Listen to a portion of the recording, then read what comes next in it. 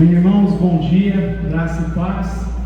Gostaria de convidar você a abrir comigo a sua Bíblia no Evangelho do apóstolo João, no capítulo 11.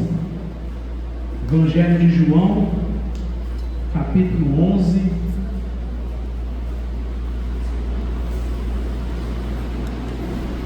E para você manter a sua Bíblia aberta neste Evangelho, nesse capítulo, João, capítulo 11. Todos encontraram?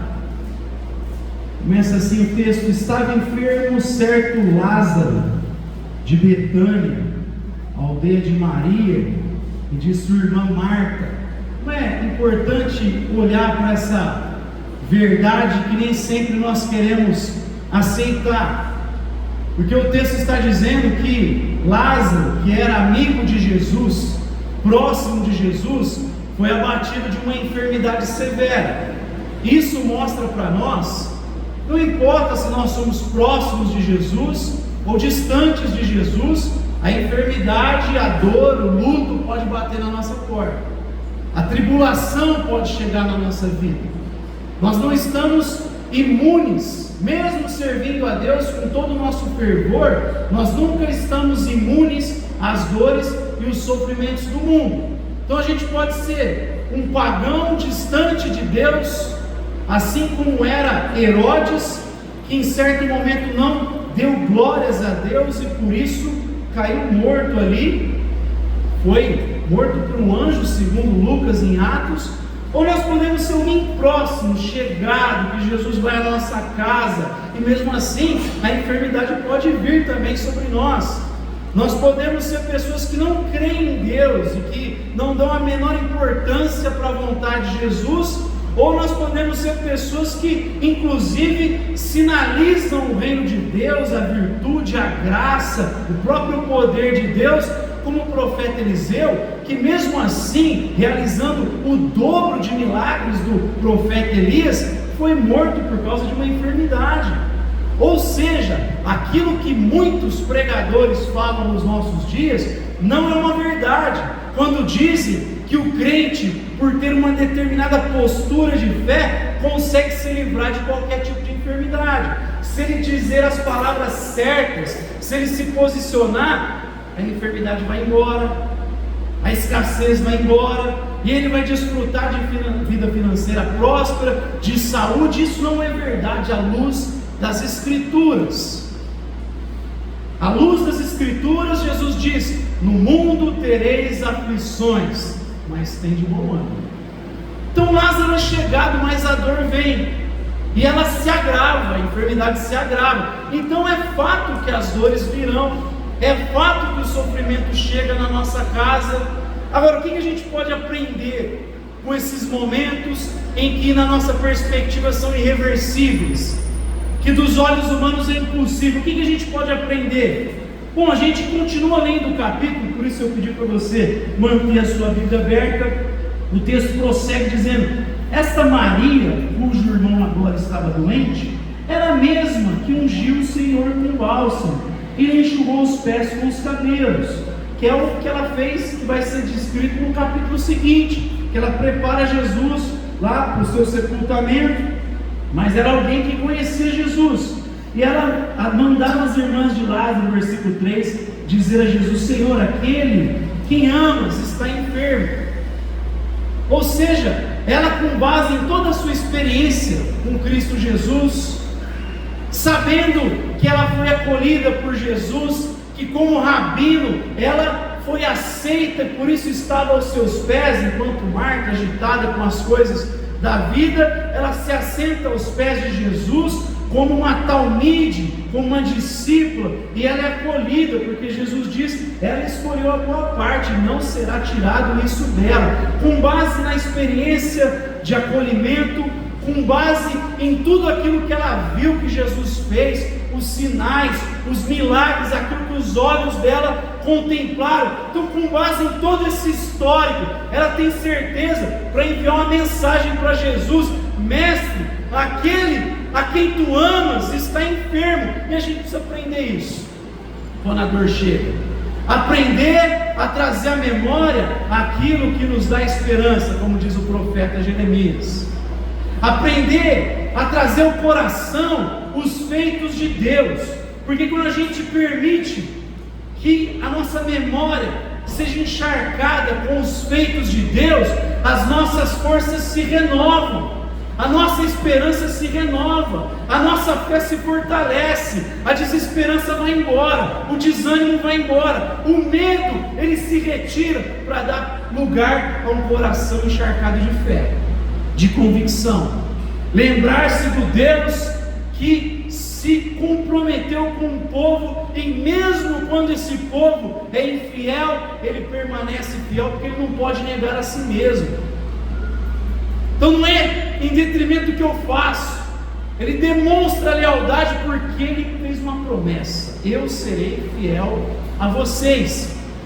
É se lembrar do Deus que intervém na história, porque quando a gente não traz à memória essas coisas, quando a gente não deixa o nosso coração se encharcar com os feitos de Deus, aí a gente começa a só olhar para as impossibilidades, para as dificuldades. A gente vai cair numa situação de incredulidade, possivelmente. A gente vai cair numa espécie de deísmo, vai começar a pensar que Deus deu corda no mundo e se retirou, e o mundo vai andando segundo a lógica que Ele estabeleceu, mas não naquele Deus que a Escritura revela para nós, um Deus que se compromete, um Deus que intervém na história, um Deus que olha o clamor do povo de Israel e diz: eu tenho compaixão dessa gente. Ele ouve o clamor, ele sente a dor desse povo, um Deus que vê uma viúva carregando um único filho e se compadece dela na pessoa do seu filho ali, o Deus homem encarnado. É deixar essas coisas latejando na nossa alma, falar para a nossa alma: bendiga ao Senhor, não te esqueça de nenhum dos teus benefícios, não esqueça do que esse Deus faz, porque a nossa natureza pecaminosa é dada ao esquecimento.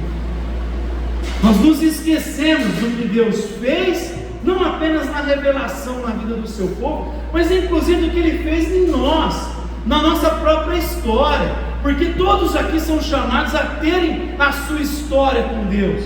Por isso que a Bíblia apresenta o Deus de Abraão, o Deus de Isaac e o Deus de Jacó, e não o Deus de Abraão, Isaac e Jacó, porque tem o Deus que se comprometeu com Abraão, e Abraão na sua caminhada foi percebendo esse Deus.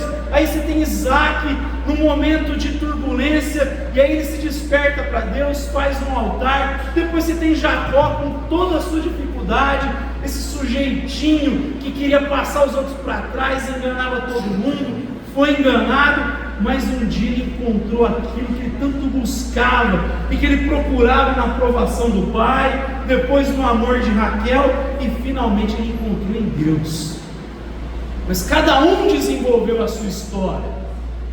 Então é trazer aquilo que Deus fez, é você se lembrar de onde Deus te arrancou, como Ele tirou as escamas dos seus olhos, como Ele conseguiu tirar os seus amores carnais, que talvez você nunca no passado mensurou que poderia um dia deslumbrar que seria possível isso. Ele arrancou hábitos ruins e de repente o Espírito começou a colocar novos hábitos na tua vida, novos amores, novas paixões, e o sujeito que de repente vivia uma vida de prostituição, ou vivia uma vida marcado pelo alcoolismo, por vícios, por uma vida de rebeldia, por uma vida sem rumo, de repente esse sujeito passa a amar a palavra de Deus, passa a amar a presença de Deus, passa a amar a sua família, passa a se comprometer com as coisas, porque Deus muda, é se lembrar do Deus que faz, amém?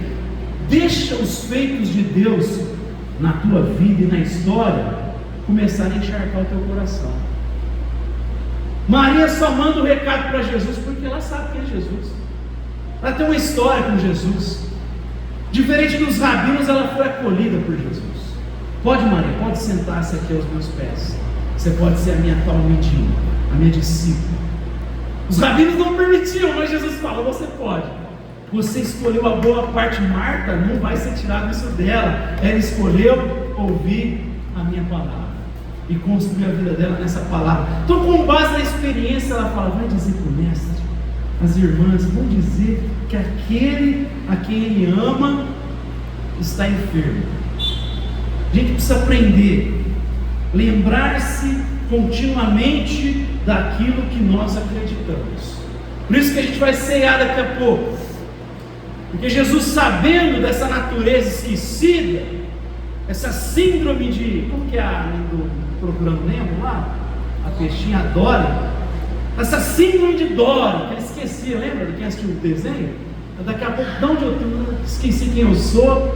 Ele sabendo que a gente tem essa síndrome de Dory, ele fala: vocês precisam se lembrar toda vez que comer do pão e beber do cálice, vocês anunciam, façam isso em memória de mim. A gente precisa se lembrar da onde Deus nos arrancou, do sacrifício do seu Filho para nos religar ao Pai, que tudo isso é graça, é favor imerecido. E se o mesmo Deus que não poupou seu próprio Filho, ao contrário, entregou por nós, o texto de Romanos diz no capítulo 8, não nos dará com Ele todas as coisas. É lembrar-se disso. Mas a gente aprende aqui nesse texto, vamos continuar, a descansar o coração nesse Deus soberano. Continua comigo. O próprio verso 3 vai dizer que aquele a quem Ele ama está doente, ou seja, ela tem certeza que Jesus os ama, que ama Lázaro. E o texto diz: quando Jesus ouviu, disse: esta enfermidade não acabará em morte, mas é para a glória de Deus, para que o Filho de Deus seja por ela glorificado. Jesus amava Marta, sua irmã, e a Lázaro, porém quando viu que Lázaro adoecera, ficou ainda 2 dias no lugar onde estava. Olha só, ela tem certeza que ele ama, o texto diz que ele amava mesmo, que ele recebe a notícia, isso vai resultar em glória, mas ele fica mais 2 dias. Que coisa estranha. Você fica sabendo que alguém que você ama está doente, uma doença grave, você quer ir com urgência, mas Jesus permanece 2 dias onde está. E às vezes a gente pergunta: por quê? Por que Deus não vem no instante em que eu quero? Por que Deus não vem no momento em que, na minha perspectiva, é a hora certa? Por que Deus não interfere em algumas circunstâncias e interfere em outras?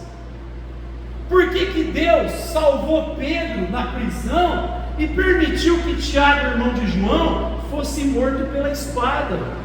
Por quê? Por que Jesus entrou no tanque de Betesda e curou um homem e foi embora enquanto tinha mais um monte doente? E por que em outras circunstâncias ele curou todo mundo? Por quê?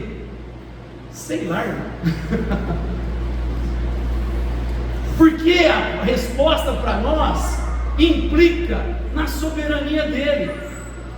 Como seres finitos, uma das implicações da finitude é nós acolhermos tranquilamente o mistério, que nem tudo a gente consegue entender sobre esse Deus. Porque se você pudesse compreender totalmente esse Deus, já não era mais Deus. Se trataria de um ídolo fabricado pela sua mente, pela minha mente, elaborado por nós. Deus tem caminhos distintos. Ele pode demonstrar o seu poder nos livrando da enfermidade, nos livrando das situações, mas Ele também pode revelar o seu caráter através do sofrimento. Deus manifesta tanto o seu poder como a sua graça, outros atributos, a sua compaixão.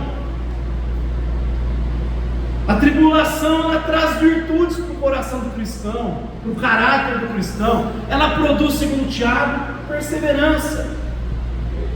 Ela produz, segundo Paulo em Romanos 5, esperança. Sofrimento, tem uma teologia na Bíblia, que é a teologia do sofrimento.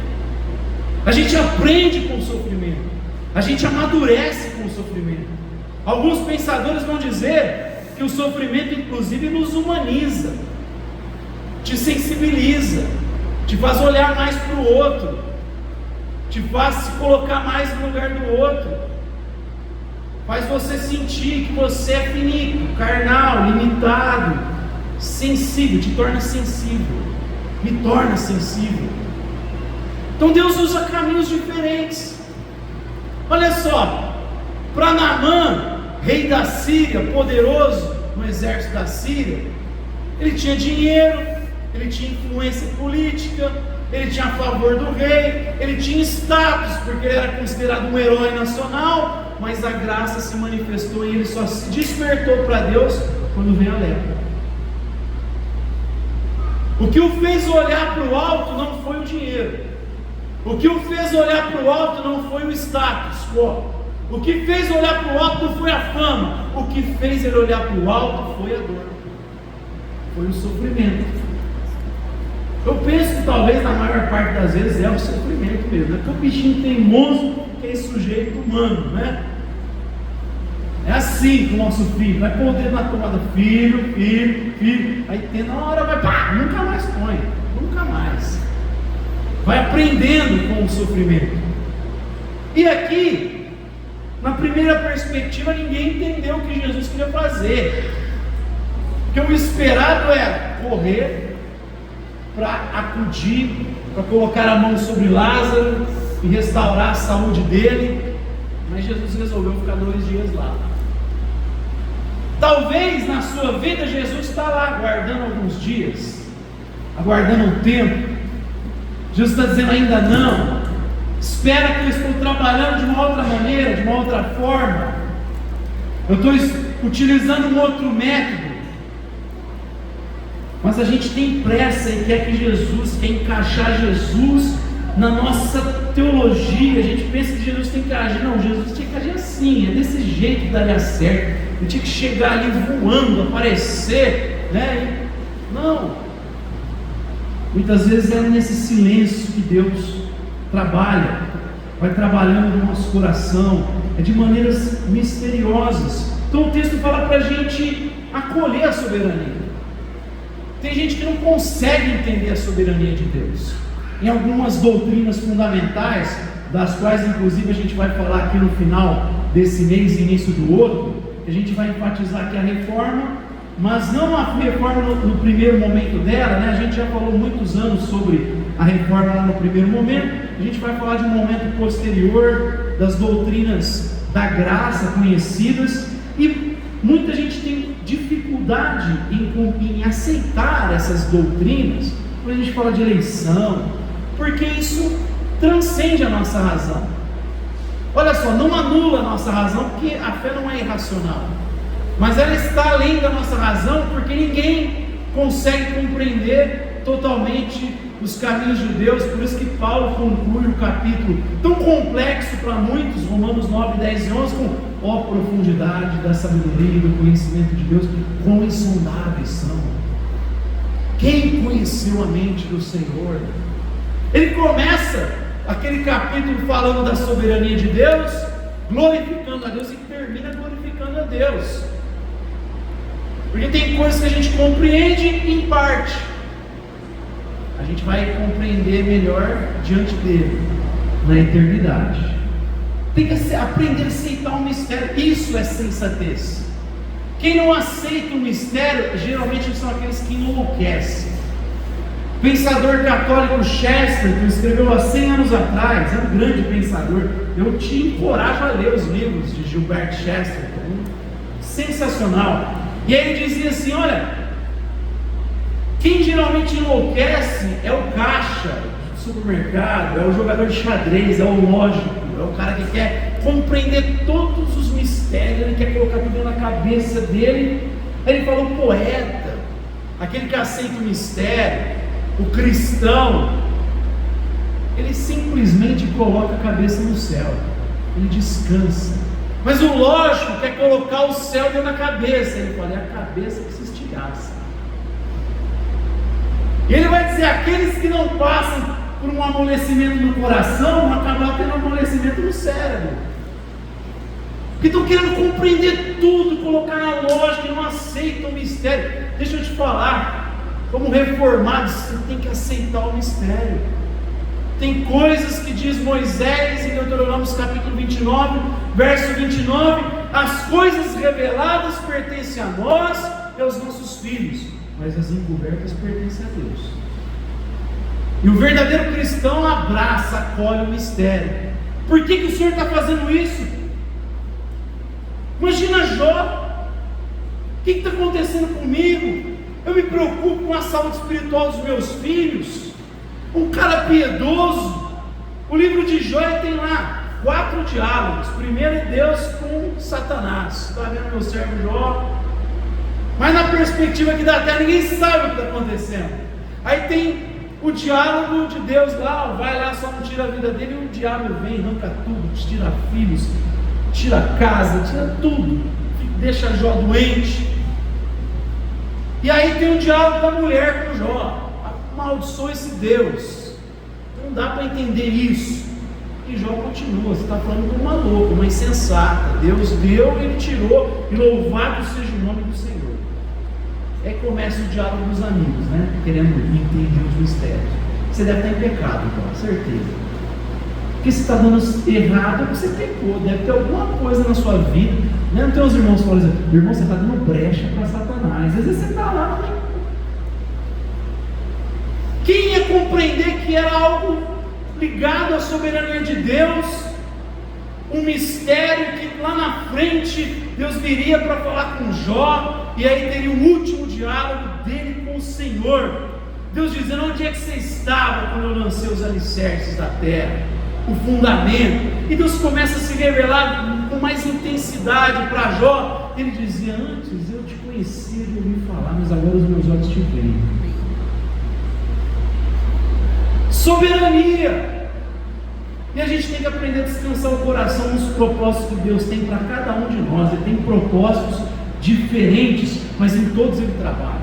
Seja na vitória, na conquista, Ele está lá te capacitando, mas no sofrimento, Ele está lá do seu lado, te amparando, te sustentando. Seja em pastos verdejantes e águas tranquilas, Ele é o bom pastor que está te alimentando. Mas mesmo que você passe pelo vale da sombra da morte, Ele diz: tu estarás comigo. A tua vara e o teu cajado trarão consolo para a minha vida, me protegerão dos perigos. Às vezes Ele vai ter que te agarrar para cá, meu filho, para cá, mas Ele te conduz, amém? Descansa o coração nesses caminhos soberanos de Deus. Mas a gente aprende mais aqui nesse texto. A gente aprende a confiar totalmente nesse Deus que pode todas as coisas. A gente aprende que não há empecilhos para a ação desse Deus.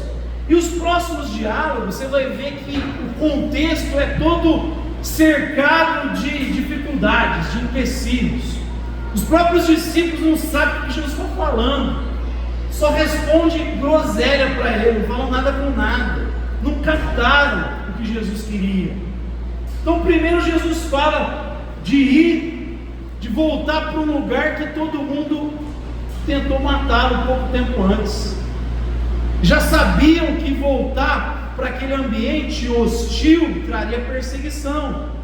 O versículo aí de número 8: disseram os discípulos: Rabi, ainda agora os judeus procuravam apedrejar-te, voltarás para lá? Um ambiente hostil. O Senhor vai voltar? Está perigoso o negócio. Você imagina você ter que lidar com uma situação hostil. Talvez na tua vida você está lidando com isso, num ambiente difícil, que ninguém acredita, ninguém aceita. Ou quem sabe na tua própria vida aí, você nunca foi alguém que os familiares, os amigos conseguem ter confiança, sabe? Talvez você foi criado de um jeito muito ruim, sempre com hostilidade, sempre com pressão, ou você convive num ambiente assim. Mas a gente precisa aprender e confiar que, mesmo nesses ambientes hostis, não importa o quão hostil seja, o poder de Deus pode se manifestar. O ambiente não apenas era hostil ali, aqueles corações eram duros. E quando Jesus realiza o milagre, tem gente que crê, mas tem gente que passa a tramar como agora matar Jesus e Lázaro morrer de novo. Olha só que trem maluco. Gente com coração de pedra, endurecido. Antes do milagre todo mundo estava endurecido. Os discípulos falavam: vamos lá morrer com você. Está todo mundo, o horizonte deles, a perspectiva é só morte. Se Jesus vai voltar para lá, a gente está indo para a morte. Então nós vamos morrer contigo. Tudo conversa, né? E na hora que prendeu Jesus, todo mundo correu, os discípulos. Vamos morrer contigo. A perspectiva deles para a caminhada de Jesus até Lázaro é só morte. Aí Jesus chega às irmãs: Senhor, se o Senhor tivesse chegado antes, meu irmão não teria morrido. O Senhor poderia ter vindo um pouco antes. Olha a limitação do tempo. Se o Senhor tivesse chegado um pouco tempo antes, não tinha acontecido isso, essa tragédia. Então tem hostilidade, tem incredulidade, tem uma série de fatores ali que tornam o ambiente improvável, que tornam as coisas impossíveis. Mas esse texto mostra para nós que não importa o ambiente hostil, não importa o coração endurecido, não importa a barreira, Deus pode reverter qualquer coisa na nossa vida. Eu não posso deixar de acreditar nisso. Deus pode reverter situações que para nós você olha, não dá. Deus diz: é possível. Todas as coisas são possíveis àqueles que creem. Fato, Deus vai fazer tudo o que eu quero? Não, mas eu tenho que acreditar que Ele pode todas as coisas. Eu não posso deixar que o ambiente determine o meu coração. Eu tenho que permitir que a Bíblia determine a minha fé e o meu olhar para as coisas. Então aqui não importa o ambiente, Jesus veio e fez a diferença. Jesus veio, você conhece o texto, Ele realiza o milagre. Eu não vou ler todo o capítulo com vocês, eu só estou tentando refrescar a tua memória. Primeiro os discípulos vêm: vamos lá morrer. Aí Marta: Senhor, você podia ter chegado antes. Maria: Senhor, você podia ter chegado antes, meu irmão já foi. Pessoal com ódio de Jesus. Mesmo assim, quando Jesus está diante do sepulcro, Ele diz: tira a pedra, Lázaro, vem para fora. Não importa se tem hostilidade, o meu Pai ouve o meu clamor. E agora todo mundo vai ficar sabendo aqui que o meu Pai ouve a minha oração, e vai ficar testificado que Ele me enviou. E muita gente passa a acreditar, muita gente passa a crer. A fé é despertada em vários corações, porque tinha muita gente perdida e que precisava ser despertada por Deus ali naquela circunstância. Por isso Jesus diz: isso vai resultar em glórias ao nome de Deus. A gente tem que acreditar na probabilidade, na possibilidade do milagre, da ação, da intervenção. Mas eu aprendo aqui também, vamos lá comigo agora no versículo 32. Quando Maria chegou ao lugar onde Jesus estava e o viu, caiu-lhe aos pés, dizendo: Senhor, se tu estivesses aqui, meu irmão não teria morrido. Eu aprendo aqui que não importa as situações, o melhor lugar para estar é aos pés de Jesus. Eu aprendo aqui a entregar o meu clamor a Cristo, a minha adoração e a minha súplica em qualquer momento da minha vida. Não é só quando eu atravesso o mar, eu tenho que aprender a louvar antes de atravessá-lo. Não é só quando chega a vitória, quando chega a bênção, em todo momento. Por mais que ela esteja falando até, não entendendo o que Deus queria, que Jesus está perturbado, ela está ali com um sentimento de: olha, acabou, se o Senhor tivesse chegado antes, mas mesmo assim ela está aos pés de Jesus. Maria sabia que isso era bom, estava aos pés de Jesus aprendendo.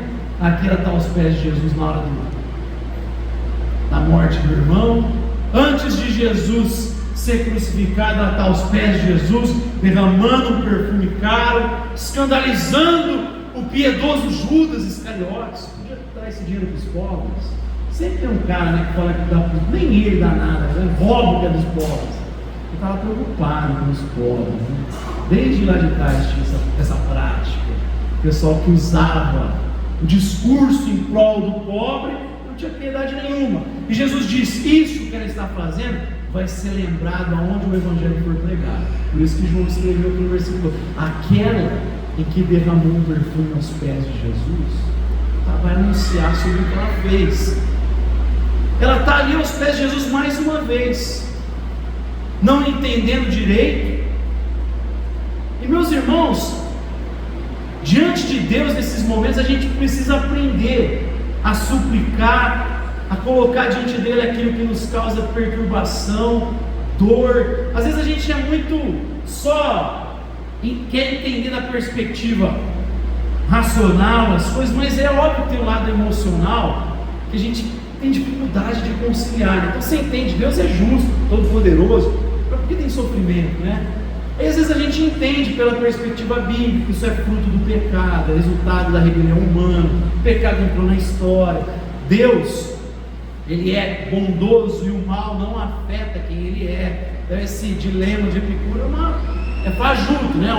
É um falso, não é uma contradição, mas aquilo que a gente chama de antinomia, porque o fato de ter maldade e injustiça nada fala sobre Deus. Quando a gente coloca as duas coisas juntas, parece, né, que é uma, mas não é. É igual a luz, que ao mesmo tempo é onda e partícula. Mas quando você coloca essa sentença junto, parece contraditório, mas não é. É aquilo que a gente chama de antinomia. Tem várias antinomias na realidade. E quando a gente fala de maldade, Deus continua sendo bondoso, parece. Mas na perspectiva bíblica, o mal é a ausência do bem. O mal não é uma substância, ele não é um ser, ele é uma ausência. Então só existe o mal porque tem bem. Então ele é a ausência. O mal é como um parasita, ele precisa do bem para existir, entre aspas. Então ele é a ausência do bem na perspectiva. A gente entende isso, mas aqui dentro é difícil, né? Às vezes você vê, entende, tem lá a teologia certinha, mas está doendo, pai. Por que eu estou passando por isso? Eu entendo que o Senhor é bondoso, mas está difícil conciliar isso aqui. Emocionalmente é difícil. E é por isso que é importante estar aos pés de Jesus. É por isso que é importante lamentar diante de Deus. Tem quase 30% de conteúdo na Bíblia de lamentações. Inclusive tem um livro chamado Lamentações de Jeremias. Profeta chorão, o cara que sofreu demais. Por que tem tanto conteúdo de lamentação na Bíblia? Por que tem salmos de lamentação? Por que Jesus, na hora de maior angústia na cruz, ele cita um salmo de lamentação? Deus meu, por que me abandonaste?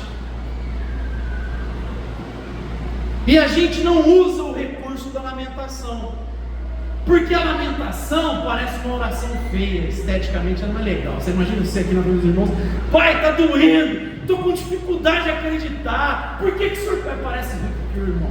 Você quer que eu ore por você? Você está quase apostatando. Não é isso. Isso não é lamentação. Aliás, a perspectiva da pessoa, do cara que está orando assim, pode parecer apostasia, mas não é. Apostasia pode ser chuta o balde mesmo, né? Não quero saber mais de Deus. Não é isso.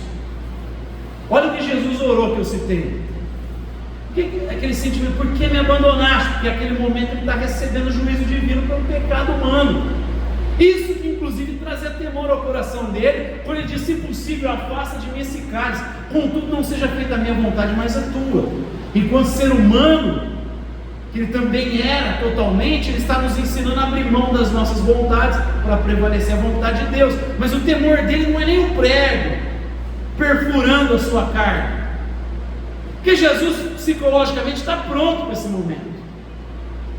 Não é curioso, muitos teólogos vão dizer que as mesmas ferramentas que Jesus utilizou na profissão dele foram as ferramentas que o crucificaram? Porque o carpinteiro usa o que, afinal de contas? Prego, martelo. E o que foi usado na crucificação? Quando Pedro diz isso, jamais vai te acontecer. Quando ele fala de cruz, ele fala: arreda, Satanás, tu cogita das coisas dos homens e não das de Deus. O Filho do Homem veio para isso. Eu vim exatamente para esse momento. Agora, o que causou o temor? Exatamente essa quebra daquela comunhão intensa, profunda, onde ele receberia o juízo do Pai pelo pecado do homem, da humanidade. Esse era o temor. Aquele momento em que as trevas cobrem, em que o juízo de Deus vem. Como diz John Stott, aquele fulgor do sol, o brilho, não estaria presente naquele momento, porque ele estava recebendo a punição pelo seu e pelo meu pecado. E por isso nós estamos aqui hoje de manhã para lembrar disso. Que o castigo que hoje nos fosse paz, estava sobre ele há 2000 anos atrás. Isso que temia. Mas a oração dele é: Deus meu. Nunca deixou de ser o meu Deus. Deus meu, ele continua dizendo: Deus meu, Deus meu. Então não é uma oração de chutar o balde, não é uma oração apóstata, não é: eu não quero mais saber. É: Deus meu, o Senhor é meu Deus. Mas por que está acontecendo isso? O salmista: Senhor, não esconda de mim a tua face. Parece que eu estou orando e o Senhor não está olhando para mim. A gente tem esses sentimentos muitas vezes. Quem aqui não se sentiu assim? Olha para o lado, vê o ímpio prosperando, como Asaf olhou um dia. Por que esses caras escapam ilesos? Por que o avião pousa? Senhor, o Senhor não está olhando para as injustiças desse mundo? Eu falei brincando que cada um corre dessa semana. Talvez passe na cabeça da gente isso aí. Você vê por que o mal passa impune e gente boa sofre? Asaf, esse era o questionamento dele: não tem problema você indagar a Deus. Por quê? Porque quando você coloca isso para fora, isso vai te curar. Às vezes você nem sabe que tem coisas aí no seu interior que estão doendo, e quando você começa a orar e suplicar, que vão surgindo. Você vai percebendo que você não é esse cara tão piedoso que você acha, nem eu. Uma vez eu orei lá, eu achei que estava tudo bem, estava 10 com Deus. Mas no fundo eu estava com esses pensamentos, eu era novo. Por que não está fluindo a vida? Mas eu estava enterrando, sabe? Quando você coloca debaixo do tapete. Aí você ora, você lê a Bíblia, mas no fundo estava naquele sentimentinho, assim, sabe? Por que Deus não olha para mim? Um monte de gente que não está nem aí. E aí orando, isso veio à tona. Aí você percebe: eu estou cheio de incredulidade lá no interior, está só camuflado. Quando a gente coloca para fora, isso nos cura. Quando você retém, isso te envenena. Por isso que a lamentação é boa. Tem culto que a gente precisa lamentar, a gente precisa dobrar os joelhos. Pai, tem misericórdia da nossa vida, tem misericórdia do nosso país. Precisa lamentar diante de Deus. Ela nos ensina isso. Jesus fica até perturbado, porque ela vem, acho que tem um pouco de incredulidade, de ignorância em relação à vontade de Deus, mas ela está ali aos pés de Jesus. Ela continua reconhecendo o Mestre, e a gente precisa aprender isso. Mas, meus irmãos, a gente aprende aqui, para a gente caminhar para o encerramento, que também existe um Deus que, apesar das dificuldades, dos problemas, a Bíblia mostra um Deus que nos ama. O texto diz, um dos menores versículos da Bíblia, versículo 35, lê comigo. Jesus chorou. Jesus chorou. Por que chorou? Se ele sabia que ele ia ressuscitar Lázaro. Por que chorou? Quando ele chora, todo mundo fala: olha, tá vendo, ele amava mesmo Lázaro. Outros falavam: se ele amava, por que não veio antes? Por que não curou tanta gente? Olha os questionamentos humanos. Jesus chora porque ali ele está se identificando, ali a sua humanidade. Por isso que a confissão cristã ele é humano e divino. Não é metade homem, metade Deus, não, ele é totalmente humano e totalmente divino. E aqui ele manifesta a sua humanidade, a sua compaixão, apesar de saber que, como Deus, ele vai dizer: Lázaro, sai daí. Ele, como um homem, ele chora. Ele não criou o homem para a morte, ele não criou o homem para esse fim. E ali ele está se compadecendo da dor, ele está se identificando com as dores, com o sofrimento de Marta, de Maria, com a situação de Lázaro. Ali ele mostra o Deus que ama para nós. Você nunca pode perder de vista essa verdade, que Deus nos ama. Então o povo parece que tem medo de falar que Deus nos ama, ou vai para um extremo que só fala do amor, aí começa a tirar a justiça de cena, o juízo, aí Deus vira quase que um ursinho carinhoso. Ou vai para o outro: é o Deus de juízo, é o Deus severo, é o Deus que pune o pecado. Tem uns caras também que pregam assim: Jesus, parece que não tem amor nenhum nesse Deus. A Bíblia fala de um Deus que amou o mundo de tal maneira que entregou o seu Filho, para que todo aquele que nele crê não pereça, mas tenha vida eterna. Um Deus que se envolveu com as dores humanas a ponto de falar assim: dá-lhe o teu pecado que eu vou assumir isso. E toma aqui a minha justiça, a minha perfeita obediência à lei de Deus, já que vocês são incapazes de cumprir isso, porque se você fere uma parte dessa lei, você é culpado de quebrar toda a lei. Por isso Paulo diz: não há um justo sequer, não há ninguém que entenda, que faça o bem. Todos pecaram e carecem da glória de Deus. Sabendo disso, ele fala: toma a minha bondade, toma a minha justiça, se vista com ela, se cubra com ela, se envolva com essa justiça, porque se você se cobrir da minha justiça, o Pai vai olhar para você, aquele Pai que antes viria com ira, que você estava debaixo do juízo, ele vai olhar e enxergar em você a minha pessoa, e por isso ele vai dizer: você é justo, e ele vai passar a te chamar de filho agora, porque é graça, é favor imerecido. Esse é o amor de Deus, demonstrado de maneira maior na cruz de Cristo Jesus, não apenas nos atos que a gente vê no Antigo, tudo que ele fez, mas agora ele se envolve para definitivamente vencer todos os inimigos, colocar você e eu sob uma nova condição de filhos. Você e eu recebemos o poder de nos tornarmos filhos de Deus. João vai dizer no capítulo 1 também. E João está escrevendo o seu evangelho justamente para despertar essa fé em nosso coração, para a gente ver todos esses atos de Jesus, mas especialmente o seu amor demonstrado na cruz, na sua ressurreição, a certeza de que a dívida que tínhamos com o Pai foi quitada, foi paga, para que a gente possa nascer de novo, para que a gente possa receber essa vida plena, essa vida abundante. Talvez você não esteja vivenciando essa vida plena, abundante. A gente precise de algumas áreas para que Deus venha renovar a nossa força, trabalhar na nossa vida, algumas áreas que a gente possui dificuldade. Meu irmão, hoje é o dia de você colocar isso diante de Deus. As áreas que você acha que está difícil, quem sabe na sua vida você diz: nossa, está complicado, parece que é uma pedra mesmo, e a gente já colocou como incerto, como improvável, como impossível. Deixa o mesmo Deus que na pessoa do filho, naquele dia falou: tira a pedra, Lázaro. Deixa o mesmo Deus falar isso para o teu coração nessa manhã, amém? Vamos ficar de pé, tem uma palavra de oração.